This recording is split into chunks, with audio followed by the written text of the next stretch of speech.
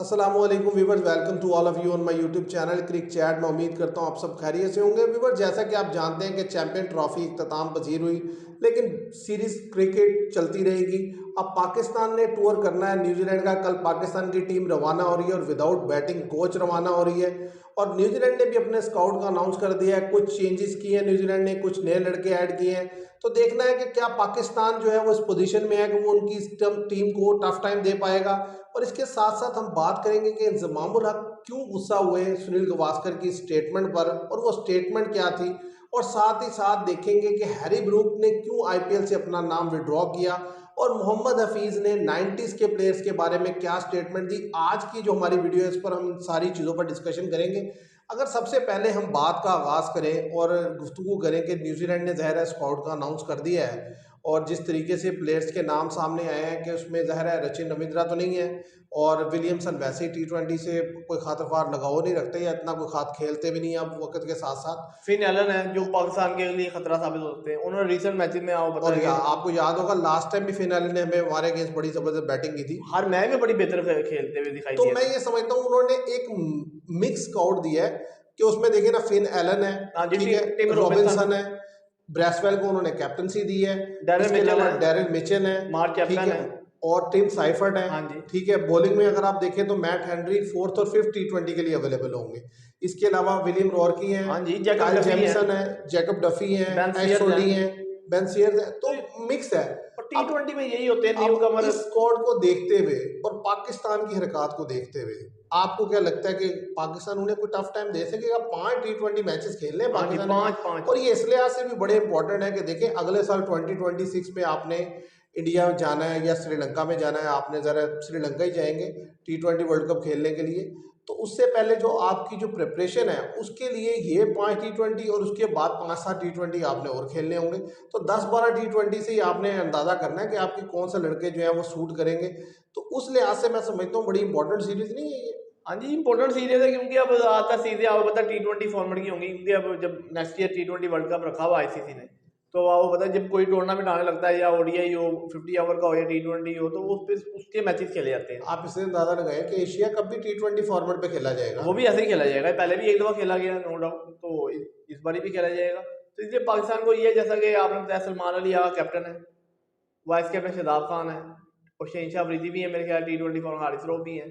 तो बात यह है कि और जो नए बॉलर है, खासतौर पर अब्बास अफरीदी को चांस देना चाहिए, उनको प्लेइंग 11 में शामिल करना असल चाहिए। तो देखे, जो सबसे बड़ी ज़रूरी चीज़ है वो ये है कि यंगस्टर्स को चांस भी दें और उनको ये गाइड भी करें कि भाई इस इंटेंट से बैटिंग करनी है। आपने वो माइंडसेट से नहीं बैटिंग करनी कि मैं अपने 15 रन बना लूं ताकि मैं पक्का हो जाऊं। अगर आप इस माइंडसेट से खेलेंगे ना फिर नहीं, तो फिर फिर तो तो बड़ा मुश्किल आपकी होता है। टीम बेहतर हो ही नहीं सकती। अब देखें ना, इंडिया में जो आज अभी ये चैंपियन ट्रॉफी जीती है उसकी जो बड़ी रीज़न है, जो अब सारे पॉइंट आउट कर रहे हैं, कि हर शख्स को ये पता था कि मेरा रोल क्या है, मैं टीम में किस वजह से हूँ, मैंने क्या करना है।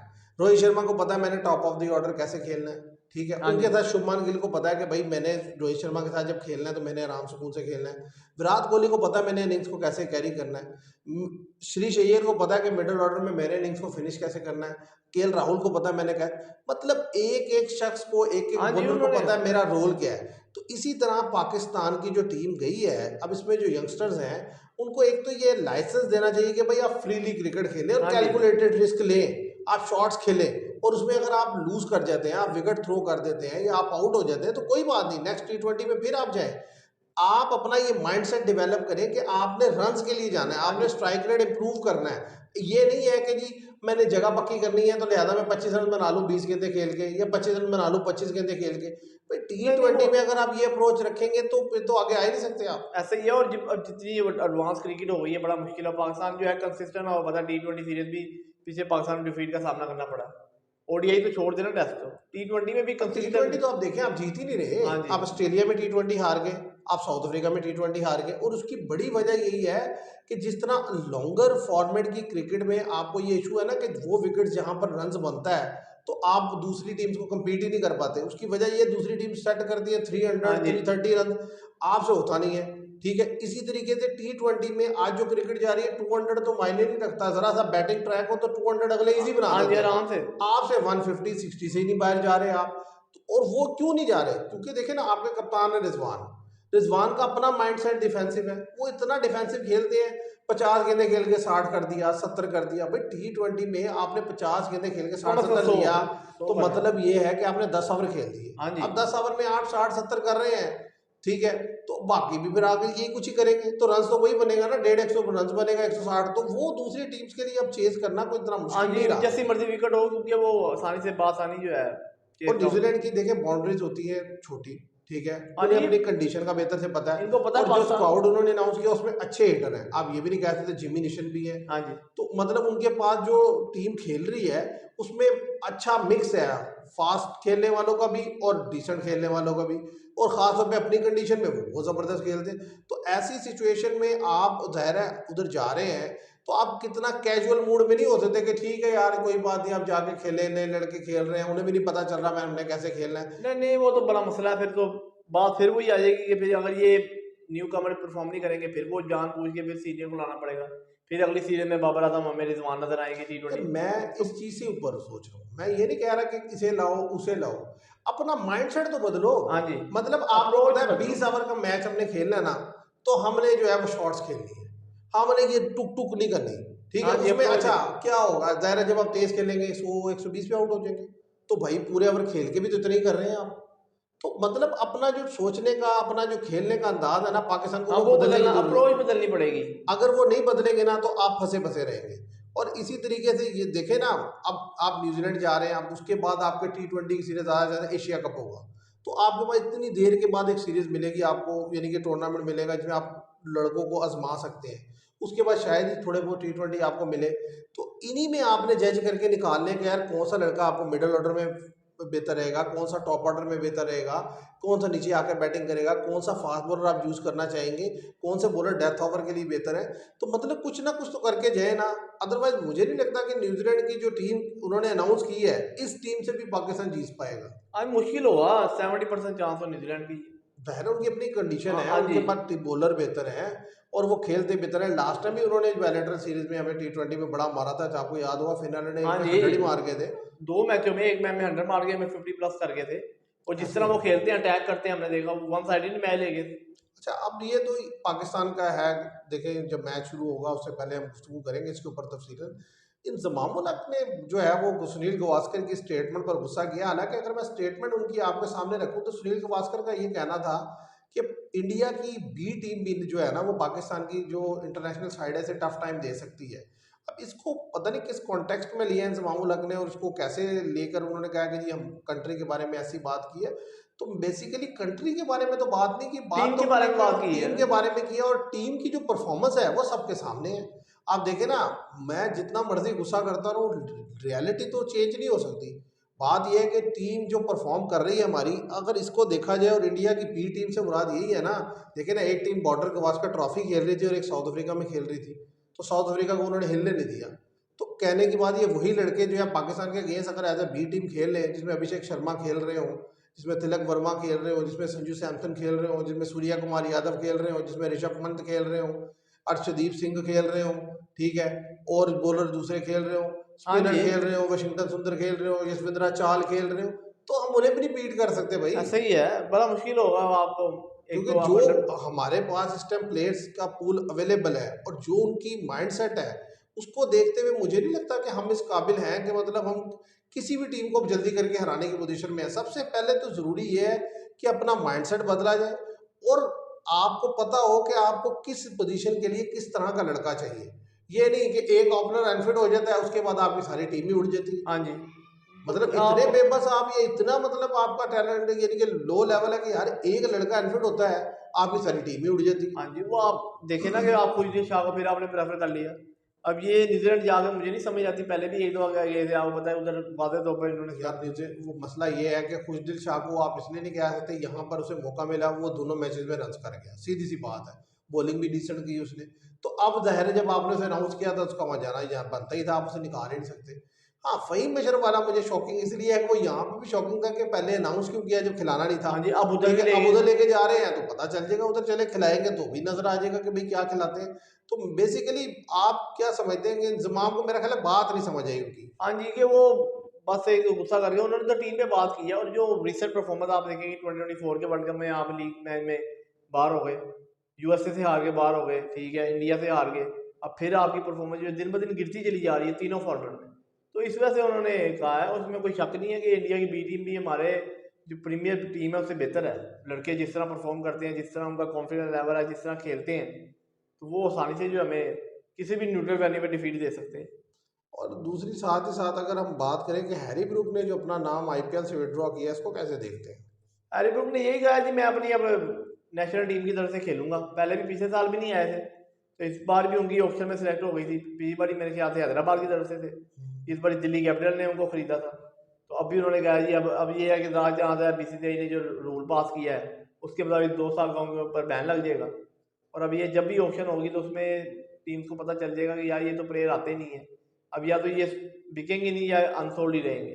अच्छा, लेकिन आप इसको एक और तरीके से भी देखें ना, ये आज ये हुआ है तो ये एक मतलब इंडिकेशन दूसरे लड़कों के लिए भी है ना, कि यार मुल्क पहले है, बाकी सारी चीज़ें बाद में है। एक लड़के ने ब्रेव स्टांस लिया है, उसने कहा कि नहीं भाई, मुल्क पहले है, कोई बात नहीं, ज़रा यही है ना, ज़्यादा से ज़्यादा मुझ पे बैन लगा देंगे, मुझे आइंदा आईपीएल नहीं खेलने दिया जाएगा, लेकिन मैं अपने मुल्क को रिप्रेजेंट करूंगा, वहीं से इतना पैसा कमाऊंगा और वहीं से अच्छी जिंदगी गुजारूंगा। नहीं सही है वो ठीक तो। है। इससे मुझे लगता है कि बहुत सारे लड़कों के लिए ये जो है ना, एक लम्हे फिक्रिया भी है कि यार जब मुल्क की बात हो ना, तो सबसे पहले मुल्क को प्रायोरिटी देनी चाहिए। और दूसरी चीज़ ये है कि अगर लड़के ये चीज़ करेंगे तो जो आईपीएल की इतना हवा बना हुआ है, जो इसका इतना जोर बना हुआ है, वो भी टूटेगा। क्योंकि मसला ये है कि इस तरीके से ही तो वो सारा पूरा क्रिकेटिंग वर्ल्ड डोमिनेट कर रहे हैं। हाँ ठीक है, जी। कि मतलब देखिए ना, यहाँ तक उन्होंने रख दिया कि अगर कोई शख्स नहीं आएगा या कोई चला जाता है, सिर्फ दो एक रीज़न रखी है, एक बीमारी या एक और वजह रखी है कि अगर उसके अलावा चला जाता है तो उस पर बैन कर दिया जाएगा 2 साल के लिए। तो मतलब इस हद तक कंट्रोल्ड इन्वायरमेंट उन्होंने कर दिया है। तो उस लिहाज से तो मुझे लगता है बड़ा ब्रेव डिसीजन है हरी और ब्रू का। ठीक है उनका डिसीजन कि उन्होंने, ठीक है, अपनी नेशनल टीम की और तरफ जाहिर है उन्होंने से किसी यंगस्टर चीज़ है अभी। की परवाह किए बगैर ये डिसीजन लिया है। अगर उन्हें कोई डाउट होता है, कोई चीज़ होती, तो वो ये डिसीजन लेते ही ना। हाँ जी। उन्हें ही पता है कि ज़ाहिर है इसके कॉन्सिक्वेंसेज होंगे, उसका उन्हें नुकसान होगा फाइनेंशियल, लेकिन उन्होंने कहा ठीक है, इट्स ओके फाइन, नहीं नहीं ठीक है मैं अब। अपनी गेम पे ध्यान दूंगा, अपने मुल्क के लिए खेलूंगा। और मुझे लगता है जो ये आने वाली सीरीज़ है इंडिया और इंग्लैंड की टेस्ट सीरीज, उसमें बड़े इंपॉर्टेंट रोल प्ले करेंगे वो, आप उन्हें इससे पहले देखिएगा। भी एक दो सीरीजें हैं मेरे ख्याल से, वेस्ट इंडीज ने टूर करना है अब। हाँ जी, वो भी है। तो उसमें ये है कि मैं, मेरे लिहाज से तो ठीक है। अगर आपको लगता है कि यार आपको अपनी कंट्री के लिए खेलना चाहिए, तो पहली प्रायोरिटी फिर वही है। हाँ, ये एक बात है कि फिर आपको ये, लेकिन शायद लेट डिसीजन लिया उन्होंने, वो पहले भी ले सकते थे, जब अपना हाँ जी। नाम उन्होंने पहले ही विड्रॉ कर लेना चाहिए था। अब अगर हम बात करें मोहम्मद हफीज़ की, कि एक ही चैनल पे आपको पता है दोनों बैठे थे हाँ चैंपियन जी। ट्रॉफी में, शुएब अख्तर भी बैठे थे, मोहम्मद हफीज़ भी बैठे थे। इट इज तो स्पोर्ट्स। शुएब मलिक ने ये बात की कि जी, मैं ऑन अ लाइटर नोट बात करूं कि 90s के प्लेयर्स के नाम तो बड़े थे, लेकिन आईसीसी इवेंट तो कोई नहीं जीत के दिया उन्होंने। उनका कहना मतलब यही था कि जो 92 के बाद आने वाले प्लेयर, यानी कि जो 92 के बाद जो खेलते रहे, लेकिन अगर देखा जाए तो जैसे वसीम अकरम थे, तो वो तो 92 का हिस्सा थे। इंजमाम उल हक थे, तो वो 92 का हिस्सा थे। हाँ जी। वकार यूनुस अनफिट हो गए थे, वरना वो भी उसका पार्ट होते। तो बाद में जो लड़के चले हैं, वो कहीं ना कहीं 92 का हिस्सा थे। और लेकिन एक बात ये भी है कि उन्होंने अपनी परफॉर्मेंस से 96 में क्वार्टर फाइनल खेला है, 99 में फाइनल खेला है। हाँ, उसके बाद वो उस तरीके से परफॉर्म नहीं कर सके जैसे उन्हें करना चाहिए था। और वो मेन चीज़ हम ये समझते हैं कि कंट्रोवर्सीज, आपसी लड़ाइयाँ ही उनकी ऐसी रही जिसकी वजह से टीम डाउन गई। तो मोहम्मद हफीज का उसमें ये कहना था कि भाई कम से कम जो बाद में आने वाले हैं, उन्होंने 2 आईसीसी इवेंट तो जीते हैं ना। 2009 में यूनुस खान की कैप्टनशिप में T20 वर्ल्ड कप जीता, 2017 में हमने आईसीसी चैंपियन ट्रॉफी जीती। उन्होंने कहा हम भी उन्हीं लड़कों को देखकर बड़े हुए हैं, लेकिन ये है कि हाँ, वो कोई अपनी लेगेसी उस तरीके से नहीं छोड़ के गए। और ये है कि ठीक है, उन्होंने नहीं छोड़ के बात ये है कि वो बातें पुरानी हो गई हैं। अब नए जो आने वाले लड़के हैं वो बेहतर परफॉर्म करें। अब ये ठीक है, सरफराज ने चैंपियन ट्रॉफी जितवाई और 8 साल हम उसका चैंपियन भी रहे चैंपियन ट्रॉफी के, उसके बाद चैंपियन ट्रॉफी नहीं हो सकी, वरना 4 साल बाद होती है। तो इस ये बड़ा अरसा हमें मिला कि हम उसके, हमने होस्ट भी किया और हम डिफेंडिंग चैंपियन भी थे। उससे पहले 2009 में यूनुस खान ने जो वर्ल्ड कप इंग्लैंड में जितवाया, फाइनल श्रीलंका अगेंस्ट खेला। तो ये ठीक है, प्रीवियस बातों को छोड़ दिया, अब आने वाली पे तवज्जो दें कि जो हमारे करंट लड़के हैं उनको कैसे हमने ग्रूम करना है। जैसे चैंपियन कप इन्होंने मेंटोर बनाए, अब ये बैठ के टीवी पे बातें करनी है तो फिर तो नहीं कुछ हो सकता। असल में मसला ये है ना कि वो हमारे यहाँ डिस्कशन ज़्यादा है, यानी कि मीडिया पे, और ग्राउंड पे काम नहीं है। अगर ग्राउंड पे काम हो रहा हो ना, तो आहिस्ता आहिस्ता कुछ ना कुछ इंप्रूवमेंट नज़र आएगी। जितने भी सीनियर प्लेयर हैं, मैं उनको देख रहा हूँ, सारे एक ही बात कह रहे हैं, मेरी अपनी फैमिली है, लेकिन ये है कि अगर मुझे बुलाया जाए या मौका दिया जाए तो मैं सर्व करूँगा, और मुझे पैसे कोई नहीं ले ले।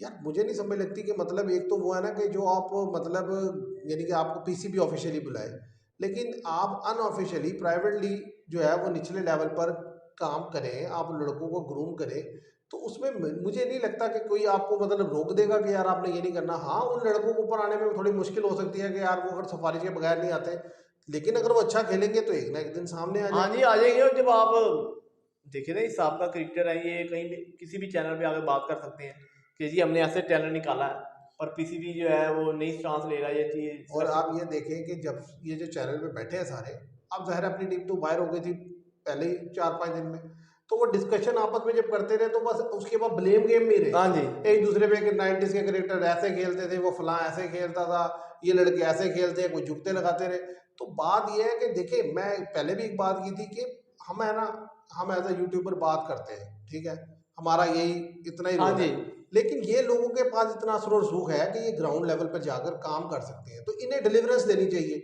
इनको बात कम करनी चाहिए, इनको काम करना चाहिए, मुझे तो ये समझ में आती है। पर वो फिर भी आपको पता है बस पैसे ही गेम है, पैसा वो बस टूर्नामेंट आया, पैसे कमा लिए, बैठ गए, एनालिसिस कर लिया, फिर उसके बाद अल्लाह हाँ, वाला। शुगर मेला ही होता है, एनालिसिस भी क्या होता है, शुगर बस। मेला ही होता है। तो बस बात यह है कि देखिए 90s के क्रिकेटर्स जब तक खेलते थे तो कम से कम ये था कि पाकिस्तानी टीम की कोई वर्थ थी। सीधी सी बात है, छोटी मोटी टीम के अगेंस्ट तो जल्दी करके हारते ही नहीं थे और बड़ी टीम को भी ज़ाहिर है डैमेज करते थे, और इंडिया के रिकॉर्ड अगेंस्ट तो ट्रैक रिकॉर्ड बड़ा ही शानदार था।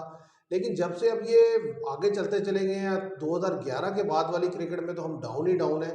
आप देखें 2011 के बाद से हम 50 ओवर के किसी वर्ल्ड कप के तो सेकंड राउंड में भी नहीं पहुंचे। 2015 में भी पहले राउंड में बाहर हुए, 2019 में भी पहले राउंड में बाहर हुए, 2023 में भी पहले राउंड में बाहर हुए, और अब ये है कि पिछले 2-3 सालों से जो है वो T20 और जिस तरीके से चैंपियन ट्रॉफी में भी बड़ी बुरी हालत हुई।